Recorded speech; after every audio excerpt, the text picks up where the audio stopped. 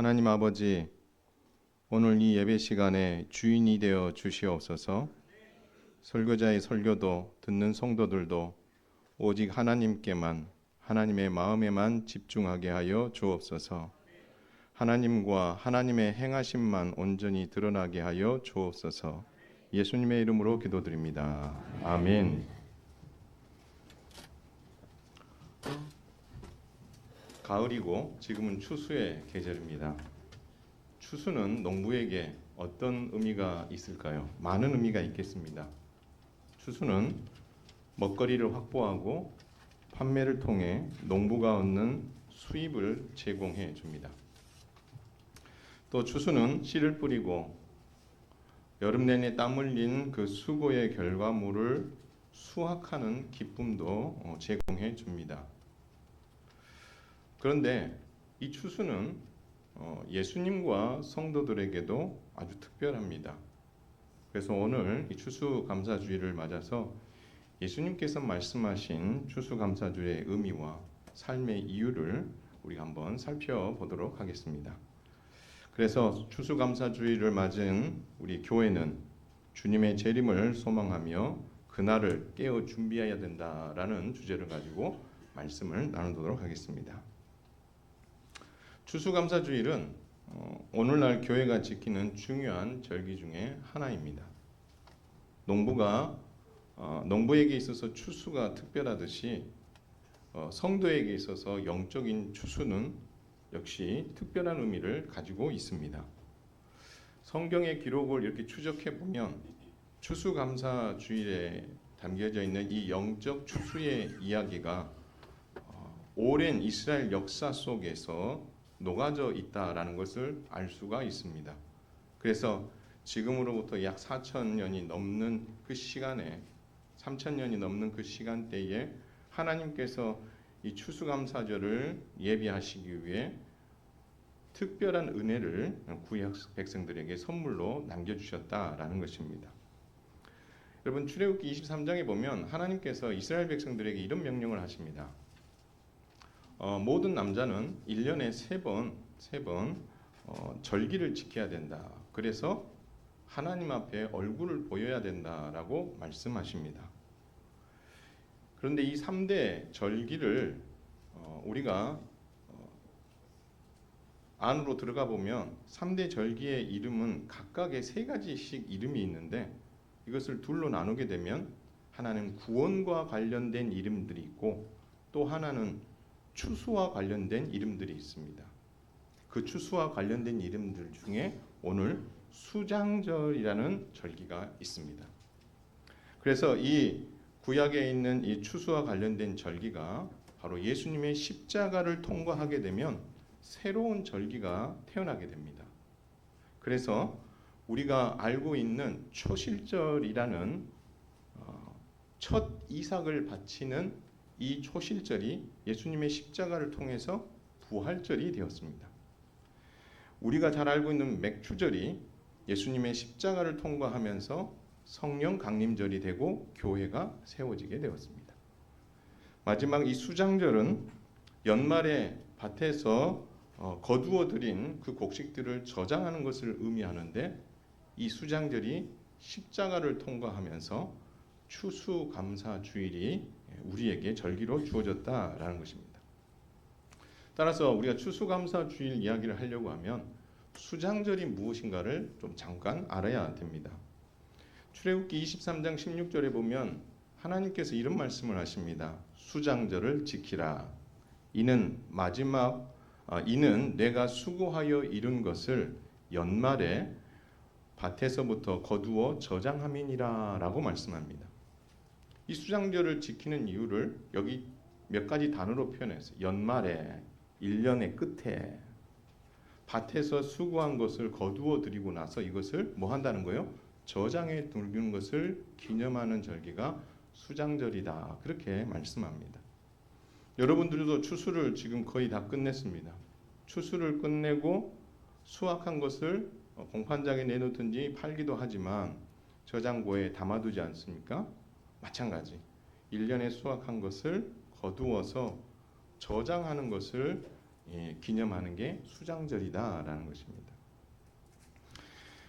따라서 추수감사주일은 이 수장절이 가지고 있는 의미가 더 풍성하게 성취된 그런 절기이거든요. 따라서 수장절이 말하는 연말 마지막 추수가 추수감사절에서는 무엇을 의미하는가? 그리고 이 수장절에 거두어둔 곡식은 추수감사주일 때는 어떤 곡식으로 우리가 이해를 해야 되는가? 마지막 수장절에 곡식을 잘 거두어서 보관한다는 것이 무엇을 의미하는가를 우리가 알게 되면 추수감사주일이 우리에게 주는 특별한 의미를 우리가 더 명확하게 알 수 있다라는 것입니다. 이것을 예수님께서 잘 이해할 수 있도록 비유로 설명해 주신 게 오늘 본문의 무화과 나무 열매 비유이다라는 것입니다. 이 안에 들여다보면 추수감사절이 무엇을 의미하는지를 잘 설명해 주고 있습니다. 한마디로 말하면 마지막 영적 추수의 날이 온다라는 것을 예수님께서는 가르쳐 주고 계신 거죠. 이 말씀 안에는 마지막이 꼭 온다는 것과 이 마지막의 주인공이 예수님이다라는 것을 말씀해 주고 있는 것입니다. 그렇다면 마지막 영적 추수의 때는 언제인가? 오늘 본문에 보니까 예수님께서 그거를 그날이다, 그때다, 또 어느 날이라는 말로 표현해 두었습니다. 그러나 이것을 보다 조금 더 정확하게 표현해 둔 말씀이 뭐냐면 그날은 이 세대가 지나기 전에 이 일이 일어난다라고 말씀하고 있습니다. 그러니까 하나님께서 준비하신 그 날에 어떤 특별한 일이 일어난다는 거죠. 그런데 그 특별한 일이 언제 일어나느냐? 이 세대가 지나가기 전에 일어나게 될 것이다. 예수님이 가르치시는 그 가르침의 그 기간에서 한 세대 안에 이 일들이 일어나게 될 것이다라고 말씀하십니다. 그렇다면 이 예수님께서 말씀하신 가까운 그 날이라는 언제냐라고 했을 때에 그것은 AD 70년에 예루살렘이 멸망하는 날을 말씀하고 있습니다. 그리고 이 AD 70년에 예루살렘이 멸망하는 이 사건은 예수님께서 노아 홍수 때 심판과 같은 일들이 일어나게 될 것이다. 그렇게 말씀해 주고 계십니다. 그런데 사실은 예수님께서 말씀하고 싶은 것은 예루살렘 멸망이 전부가 아닙니다. 예루살렘 멸망은 진짜 예수님께서 말씀하시고 싶은 것의 하나의 단계에 불과한 거죠. 최종적으로 예수님께서 바라시는 그 날은 언제냐면 여러분 오늘 37절 한번 보겠습니다. 한번 읽을까요? 시작. 노아의 때와 같이 인자의 임함도 그러하리라. 39절에도 보면 끝에 이런 말이 있어요. 인자의 임함도 이와 같으리라. 여러분 인자의 임함이다. 이 말은 무슨 말일까요? 예수님께서 다시 오신다. 재림의 날을 말씀하고 있다라는 거죠. 그래서 노아 홍수 심판이나 한 세대가 지나기 전에 일어나게 될 예루살렘 멸망이나 하나님께서 말씀하시고 싶은 건 뭐냐면 예수님의 재림의 때가 반드시 온다라는 것을 이 두 개의 큰 사건을 통해서 하나님께서 미리 보여주시고 이것들이 이루어진 것처럼 주님의 재림이 반드시 온다라는 것을 말씀해 주고 싶으셔서 이 무화과 나무 비유를 하시게 된 것입니다. 따라서 그날에는 우리의 주인이 되시고 인자가 되신 예수님께서 오늘 본문에 보니까 문 앞에 가까이 임할 것이다 라고 말씀해 주십니다. 그렇다면 여러분 예수님께서는 우리의 문 앞에 가까이 임하시는 재림을 말씀하시면서 과거의 사건을 가지고 오셨어요. 노아 홍수 심판을 가지고 오셨고 이제 한 세대 안에 일어나게 될 예루살렘 멸망 이야기를 가지고 오셨고 그리고 예수님의 재림을 함께 그것들과 엮어서 이야기하게 되는데 이 세 가지 사건이 가지고 있는 특징이 두 가지가 있습니다. 그 중에 하나의 특징이 뭐냐면 한번 따라서 하겠습니다. 반드시 이루어진다. 노아 홍수 심판을 하나님께서는 노아에게 알려주셨습니다. 그리고 그 홍수를 대비해서 방주를 짓게 하셨죠. 근데 실제로 그 일이 일어났습니까? 안 일어났습니까? 일어났습니다. 그래서 노아 홍수 심판으로 하나님의 말씀이 그대로 시행되었습니다. 예루살렘 멸망과 예수님의 재림은 어떨까요? 이것을 예수님께서 비유로 말씀하시면서 이와 같으리라 말씀하신 것은 내가 노아 홍수 심판을 명했고 그 하나님의 말씀이 이루어진 것처럼 예루살렘 멸망도 이루어질 것이고 그리고 예수님의 재림도 이루어진다라고 말씀하시면서 35절 말씀 우리 다시 한번 읽을까요? 시작. 천지는 없어질지언정 내 말은 없어지지 아니하리라. 할렐루야. 그럼 여기서 내 말은 무슨 말입니까? 예수님께서 다시 오신다. 예루살렘 멸망까지 포함해서 이 내 말이 어떻게 된다고요? 없어지지 않는다. 천지는 없어져도 내 말은 없어지지 않는다. 이 말은 내 말은 반드시 뭐한다? 이루어진다. 그 증거가 노아 홍수 심판이다.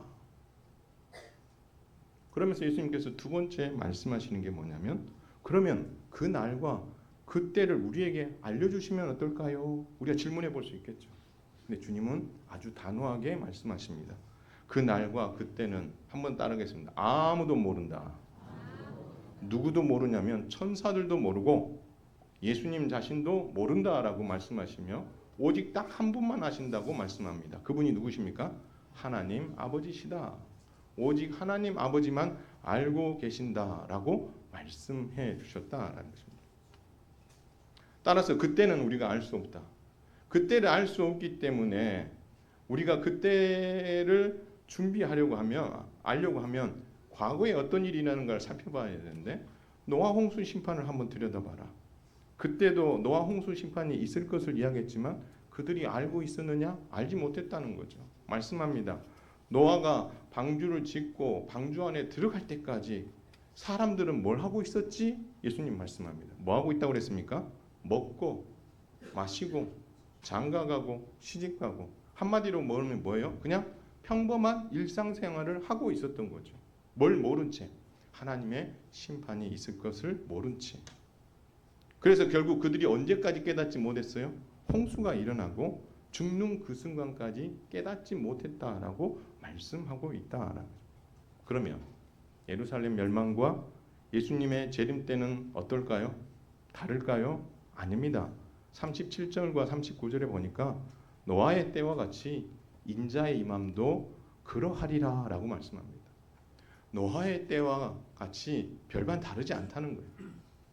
노아의 때에 사람들이 하나님의 말씀, 홍수 심판이 있을 거라는 그 말씀에 대해서 아무도 그것을 경청하고 주의 깊게 듣지 않고 그냥 일상생활에 빠져 있었던 것처럼 예수님의 재림 때가 가까울 때도 예루살렘이 멸망할 때도 보면 똑같다라고 말씀하십니다. 아무도 모르고 깨닫지도 못한 상황에 살아가게 될 것이다. 그러나 다만 하나님께서 한 가지 여유를 두십니다. 오늘 본문 처음 첫 절에 이런 말씀이 있어요. 가지가 연하여지고 잎사귀를 내면 여름이 가까운 줄 알듯 그때를 가늠할 수 있다라고. 그때가 언젠지 날짜는 정확하게 짚을 수 없습니다. 그러나 그때가 되면 나타날 어떤 징조가 있다는 거죠. 그 징조를 뭐라고 했냐면 가지가 연해지고 잎사귀가 내면 이제 곧 여름이 가까우겠구나라는 것을 아는 것처럼 이 세상에 재림이 가까우고 예루살렘 멸망이 가까우게 되면 여러 가지 특징들이 나타나게 될 텐데 그 특징을 보면 예수님께서 오실 때가 됐구나. 그리고 예루살렘이 멸망할 때가 됐구나라는 것을 뭐 하라는 거예요? 인식하고 있어라라고 말씀하고 있다라는 것입니다. 그렇다면 오늘 구약의 수장절과 추수감사절 그리고 예수님의 재림이 무슨 관계가 있냐? 어떻게 보면은 아무런 관계가 없는 것처럼 보이지만 이 세 개가 쫙 연결되면 하나님께서 분명한 연결고리를 가지고 이 세 개의 이야기를 하고 있다라는 것입니다. 수장절, 추수감사절, 그리고 예수님의 재림 이야기. 두 가지 연관성은 하나는 시간이고 하나는 목적입니다. 여러분 어떤 연관성이 있습니까? 한번 따라서 하겠습니다. 마지막이라는 시간의 연관성이 있다. 이 세 가지를 쫙 연결해 보니까 마지막이라는 공통점이 있더라라는 겁니다. 여러분 수장절은 언제 지킵니까? 씨 뿌리고 나서 지키는 게 아니죠. 연말이라 그랬어요. 그럼 무슨 말이에요? 농사를 다 짓고 수확을 다 하고 추수한 바로 그때 농사의 그 마지막 때에 수장절을 지키라고 말씀하십니다. 추수감사절과 예수님의 재림도 마찬가지예요. 영적인 농사의 마지막인 거죠. 특히 뭐가? 예수님의 재림. 그냥 우리가 일반적으로 농사를 지으시는 분들이 하는 그 농사 말고 영적인 농사의 그 마지막이 예수님의 재림이다라고 말씀하십니다. 두 번째 어떤 연관성이 있냐면 여러분 수장절에 보면 추수를 하고 나서 추수한 후에 그걸 뭐 한다 그랬어요? 저장한다라고 했어요. 그럼 수장절을 지키는 이유가 뭐냐면 하나님께서 1년 농사를 통해서 베풀어 주신 그 수확을 저장함으로 인해서 하나님의 은혜를 생각하고 이것으로 인하여 내년 한 해를 어떻게요? 잘 이겨나갈 수 있는 뭘 얻는 거예요? 예, 식량을 공급받는 것 아니겠어요? 마찬가지입니다. 목적이 있으신 거죠. 수장절의 목적은 그 거두어들은 곡식을 잘 저장해서 내년에 어떻게 해요? 우리가 먹고 살 수 있도록 하는데 목적이 있는 거죠. 마찬가지입니다. 예수님의 재림은 온 땅에 흩어져 있는 교회, 과거와 예수님이 오실 때에 그 존재하게 될 현재의 그 성도들을 대상으로 예수님께서 영적인 추수를 하시겠다라는 겁니다. 어떻게? 모으시겠다. 다 불러 모으시겠다. 그리고 어디로 이끄시겠다? 천국으로 이끄시겠다라고 말씀하십니다. 그래서 여러분 오늘 40절 41절 한번 보면요. 어떤 말씀이 나옵니까? 두 사람이 등장해요. 두 사람의 두 부류가 있어요. 근데 이 사람들은 밭에 있고 이 사람들은 맷돌질을 하고 있었어요. 그런데 예수님께서 재림하셨을 때 어떤 일이 벌어집니까? 벌어지는 일은 똑같은 일이 벌어집니다. 한 사람은 뭐 하고요? 데려감을 당하고 한 사람은 뭐 하고요? 버려둠을 당하는 거죠. 데려감을 당한 사람은 하나님께서 뭐 한 거예요? 그 백성을 불러 모으신 거죠. 데살로니가전서 4장 16, 17절에 주님은 이렇게 말씀하십니다. 주께서 호령과 천사장의 소리와 하나님의 나팔 소리로 친히 하늘로부터 강림하시리니 주님 재림하신다는 겁니다. 이때 어떤 일이 벌어집니까?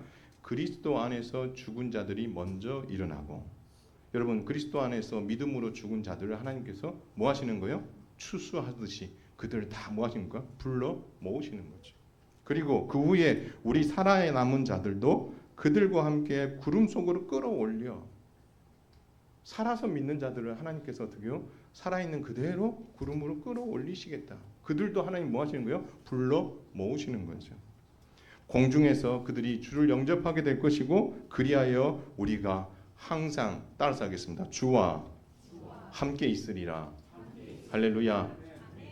주님 재림하실 때에 주님은 그의 백성들을 이미 믿음으로 죽은 자들을 불러 모으시고 살아있는 믿음의 사람들까지도 다 불러 모으셔서 그들을 어디로 인도하신다고요? 주님과 항상 함께하기 위해 약속의 땅, 새 하늘과 새 땅, 새 예루살렘으로 예수님께서 인도에 가시겠다라고 말씀하고 있다라는 것입니다.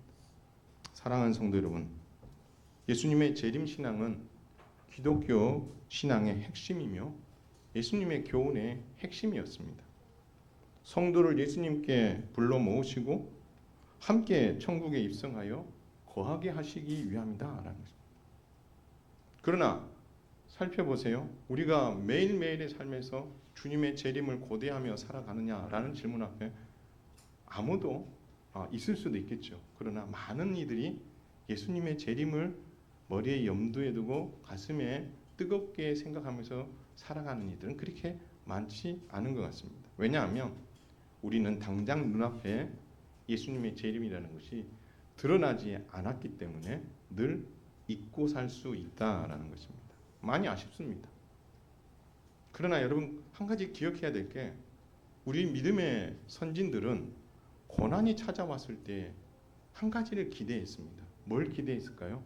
예수님의 재림을 기대했습니다. 그래서 정말 하늘이 붉게 변한다든가 하게 되면 옛날 선진들은 무슨 생각을 했어요? 주님 언제 오시렵니까? 라는 생각을 했죠. 어떤 마음이 있었을까요? 그들에게 찾아온 어려움과 고난 앞에서 뭘 기대하는 거예요? 주님 다시 오시는 그날을 기대하는 거예요. 그런데 우리의 삶에 여유가 생기고 우리 삶이 부해지고 풍요로워지다 보니 예수님의 재림 신앙에 대해서 믿기는 하지만 그것을 날마다 기대하지 못하는 삶을 우리는 살고 있다라는 것입니다. 하지만 여러분, 예수님의 재림의 신앙을 여러분 날마다 묵상하며 가까이 할 수 있게 되기를 주님의 이름으로 축원을 드립니다. 그러면 어떤 때 여러분 주님의 재림을 정말 간절히 기대하며 살아갈 수 있을까요? 힘들게 고난의 터널을 통과하고 계실 때 여러분들은 예수님의 재림 신앙을 붙들어야 되고 붙드는 것이 맞다라는 것이죠. 고난의 터널 힘듭니다. 그러나 왜 우리가 예수님의 재림을 그 순간에 소망해야 됩니까? 빨리 벗어나고 싶어서 하나님 빨리 좀 데려가 주세요. 그러나 여러분 기억하십시오. 그 고난의 시간은 피할 수 없고 우리는 지나가야 합니다. 그렇다면 우리는 믿음의 선지자들처럼 무엇을 해야 되냐면 예수님의 재림을 바라봐야 합니다. 여러분 예수님의 재림을 바라본다는 것은 현실을 도피하란 말이 아닙니다. 피하고 싶어서 예수님의 재림을 바라보라는 게 아닙니다.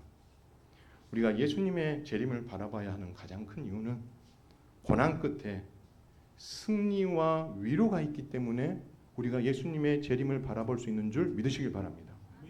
예수님의 재림이 우리에게 승리를 안겨주고 그분이 우리에게 소망이 되어주고 위로가 된다는 믿음이 없으면 우리는 어떻게 해요? 그래 내가 지금 고난의 시간을 걷고 있지만 이 시간은 반드시 지나가게 되고 그 끝에는 예수님의 재림과 함께 그분이 주시는 위로가 내게 선물로 준비되어 있으니 내가 이 믿음을 끝까지 고난을 이겨내리라. 여러분 그 마음을 가지고 예수님의 재림을 바라봐야 된다라는 것입니다. 예수님께서 우리를 재림의 날 천국으로 지금도 이끌어가고 계신 줄 믿으시기 바랍니다. 그 이끌어가는 가운데에 우리는 고난이라는 터널을 곧 지나가는 거예요. 그러나 이것은 언젠가는 지나가게 되는 거고 그러나 이 지나가면서 우리는 재림을 바라봐야 되는 이유가 재림은 곧 승리요. 그것은 우리에게 위로와 안식이 보장됐다라는 확실한 우리의 신앙이기 때문에 우리는 그것을 붙잡을 때에 저와 여러분은 어떤 어려움과 고난도 넉넉히 이길 수 있다는 사실을 꼭 믿으시고 예수님의 재림을 언제 어디서나 마음에 품고 소망하면서 믿음으로 살아가는 저와 여러분 다 될 수 있기를 주님의 이름으로 축원을 드립니다. 그렇다면 예루살렘 멸망을 눈앞에 둔 초대교회 성도들, 예수님의 재림을 바라보고 있는 오늘날의 교회와 성도들은 그러면 어떻게 살아야 되느냐? 어떻게 살아야 되느냐? 예수님께서는 두 가지 답을 주십니다. 첫 번째는 뭐냐면요. 한번 따라서 하겠습니다. 깨어 있으라. 오늘 42절에 보니까 그러므로 깨어 있으라라고 말씀합니다. 데살로니가전서 5장 6절은 이걸 이렇게 이야기합니다. 깨어 정신을 차릴지라라고 이야기합니다. 정신 차려라라고 말합니다. 깨어 있어라. 왜 44절에 오늘 말씀이 이렇게 말합니다. 생각지 않은 때에 인자가 오리라. 통보하고 오시는 게 아니고 생각지 않은 때에 주님이 오신다라고 말씀하시는 거예요. 그러니 너희가 정신 차리고 깨어 있어야 된다. 고난의 시간을 터널 지나갈 때에 재림을 묵상하며 그것을 통과해야 되는 이유는 뭐냐면 바로 이건 거죠. 주님이 오신다. 오셔서 내게 진짜 위로와 힘을 주신다. 여러분 이것을 믿고 가는 거죠. 그래서 주님은 우리에게 깨어 있어라 라고 말씀하십니다. 두 번째 예수님께서 말씀하시는 건 뭐냐면 한번 따라서 하겠습니다. 너희도 준비하고 있으라. 준비하고 있으라. 무슨 말일까요? 언제든 주님을 맞이할 준비를 하고 있으라라는 것입니다.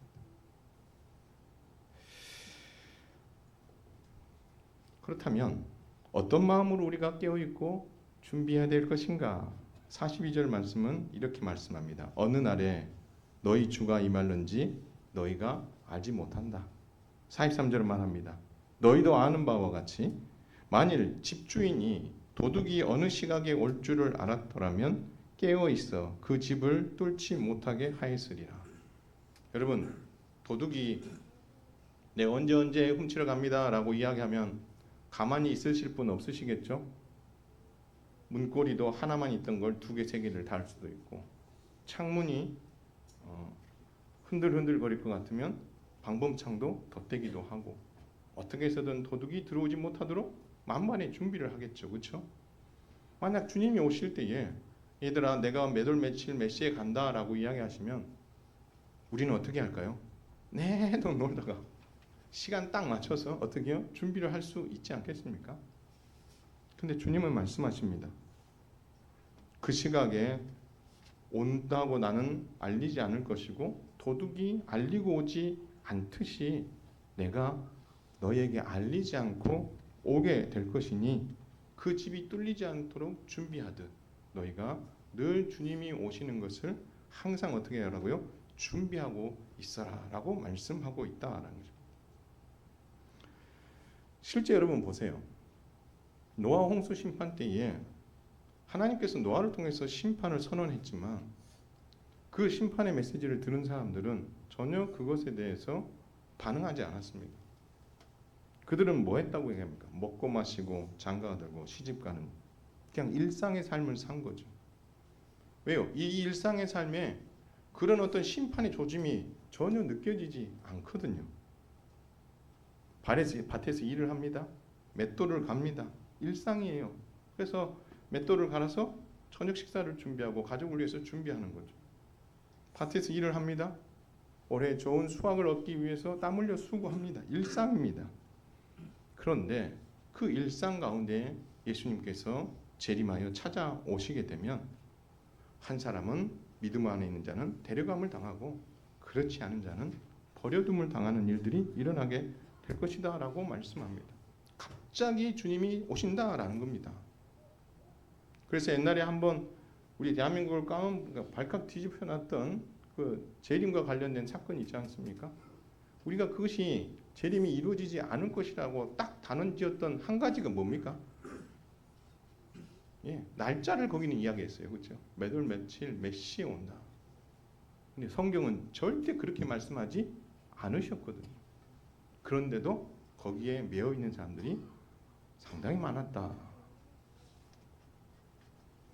생각지 않은 때에 예수님께서 재림하실 것을 여러분 긴식하시고 깨어 준비하고 있는 일이 우리가 해야 될 일이다라는 것입니다.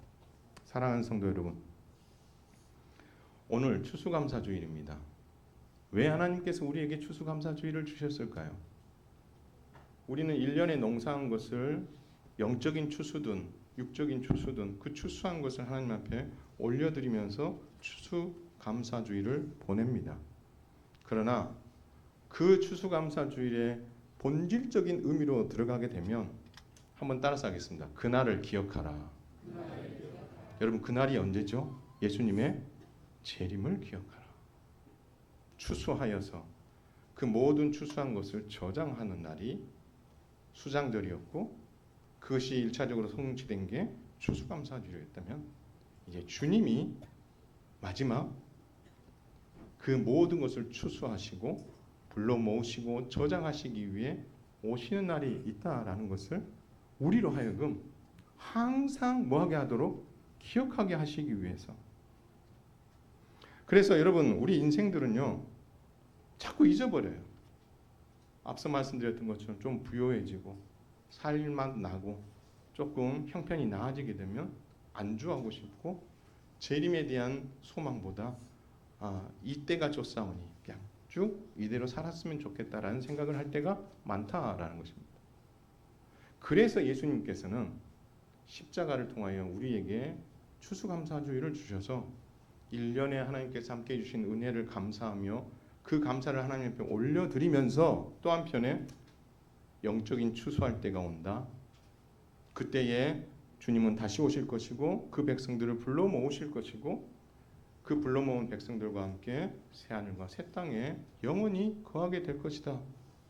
너희는 이 땅에 소망을 두지 말고 영적인 추수를 위해서 주님 오실 그날을 대비하여 깨어있고 준비해야 된다라는 것을 추수감사주의를 통해서 우리에게 교훈하시기 위해서 자주자주 잊어버리는 우리에게 또 기억해내도록 하기 위해 이 추수감사주의를 우리에게 선물로 주셨다라는 것입니다.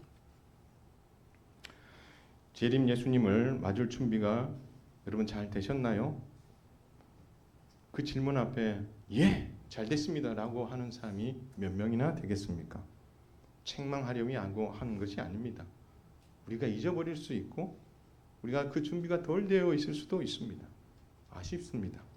그러나 괜찮습니다. 하나님께서 준비할 기회를 아직 남겨두셨습니다. 지금부터 다시 주님 다시 오실 날 앞에 내가 내어드릴 것을 준비하고 깨어서 그날을 소망하면서 내가 주님 앞에 섰을 때 내가 이것을 준비해서 드려야 되겠다라는 그 간절한 기대감으로 살아감으로 말미암아 이 추수감사절이 올 한 해 우리에게 주신 은혜에 감사하는 그 감사를 뛰어넘어서 더 큰 재림에 대한 소망으로까지 나아감으로 말미암아 여러분의 신앙의 깊이와 연수가 점점 더 깊어지고 넓어지는 은혜가 있기를 주님의 이름으로 축원을 드립니다. 여러분 그러기 위해서 주님의 재림을 우리는 기억하며 잘 깨어서 준비해야 됩니다. 슬기로운 다섯 처녀가 뭘 준비했습니까? 신랑 예수님이 오실 것을 미리 준비했죠. 기름과 불을 준비했습니다. 그래서 그 신랑이 왔을 때에 예고하고 오지 않은 그 신랑을 급한 중에도 기쁘게 맞이할 준비를 제대로 한 거죠. 그래서 그들에게 슬기롭다라고 이야기한 겁니다. 잘 뭐했기 때문에? 준비했기 때문에. 또 하나 깨어 있었기 때문에. 우리에게 맡겨주신 각자의 달란트가 있습니다. 여러분 그 달란트를 발견하시고 잘 사용하셔서 남기시기를 바랍니다. 재림하신 주님께서 그 맡기신 달란트에 대해서 뭐 하신다고 했어요? 결산하시겠다, 셈하시겠다라고 말씀하고 있다라는 것입니다. 그러면 우리는 그날을 어떻게 해요? 그날에 주님이 우리를 불러주시고 새하늘과 새 땅으로 우리를 인도해 주실 것에 대한 기대감도 우리 안에 충만해야 되지만 그분이 우리에게 맡겨주신 것으로 셈하시고 결산하실 것을 우리가 안다면 그 결산에 부끄럽지 않게 내놓을 수 있도록 우리가 뭐 해야 되겠다라는 겁니까? 깨어 있어서 준비해야 된다라고 주님은 우리에게 말씀해 주고 있다라는 것입니다. 오늘 추수감사주일이 예수님의 재림을 깨어 준비하기로 결단하고 실제 헌신의 자리로 나아가는 계기가 될 수 있기를 주님의 이름으로 축원을 드립니다. 아멘. 찬송하겠습니다.